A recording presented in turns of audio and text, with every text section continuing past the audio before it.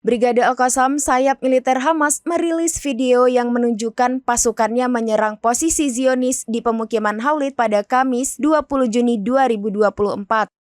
Dalam keterangan yang diunggah Brigade Al-Qassam, peluncuran pesawat bunuh diri Zuari menuju berkumpulnya pasukan musuh di pemukiman Hawlid.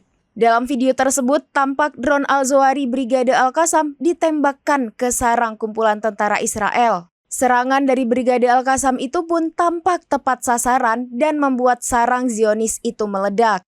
Kepulan asap hitam juga tampak membumbung tinggi seiring dengan ledakan tersebut. Selain itu, kumpulan tentara juga dilaporkan tewas imbas terkena ledakan.